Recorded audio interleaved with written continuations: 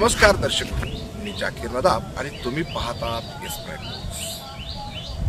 आजच्या एपिसोडमध्ये आपण पाहणार आहोत पंढरपूर नगरपालिकेसाठी नेत्यांच्या होणाऱ्या आघाड्या आणि त्या होणाऱ्या आघाड्यात बिघाड्या कशा होतात यावर आपण चर्चा करणार आहोत। नुकतीच प्रभाग रचना जाहीर झाली आणि नेत्यामध्ये आघाड्या करण्यासाठी स्पर्धा लागलेली आहे। प्रत्येक जण आपल्या आघाड्या कशा मजबूत करता येईल, कशा मोठ्या करता येईल यासाठी प्रयत्न करतो। खरं तर पंढरपूर शहरामधील नगरपालिकेची सत्ता ही नेहमीच परिचारक गटाकडे जाते।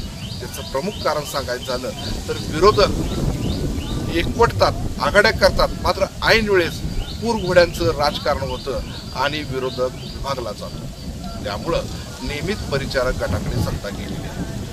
परिचारक गटाची असणारी पंढरपूर शहर विकास आघाडी ही नेहमी त्यामुळं अग्रेसर ठरली आहे। आणि भालके गट असणारा जो पंढरपुरातील मातब्बर गट समजला जातो, त्यांची तीर्थक्षेत्र विकास आघाडी या आघाडीत सगळा विरोधक सामावून जातो। मात्र यंदाची नगरपालिका निवडणूक ही पूर्णतः वेगळी आहे, कारण यंदा आमदार अभिजित पाटील यांनी पंढरपूर नगरपालिकेच्या निवडणुकीत लक्ष घातलेलं आहे।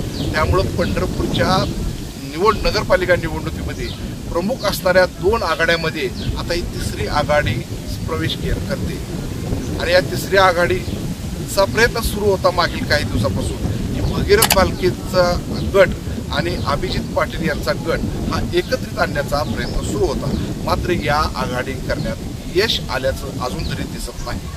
जर या दोन आघाड्या एकत्रित आल्या तर नक्कीच परिचारक गटाला रोखण्यात यशस्वी होतील असं बोललं जातं।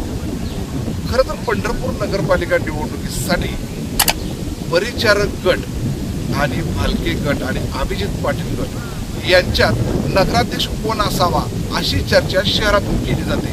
मात्र त्या पडद्या पाठीमागं आघाड्या करण्यासाठी सध्या स्पर्धा सुरू आहे, त्या दिसून येत नाही। त्यामुळे जो कुणी आता या आघाड्यामध्ये आघाडी यशस्वी होतील त्यांची वर्णी नगरपालिकेच्या सत्तेमध्ये लागेल अशी चर्चा शहरातील नागरिकांमध्ये होत आहे। कारण पंढरपूरची नगरपालिकेची सत्ता बदलण्यासाठी जनतेतून चर्चा सुरू आहे।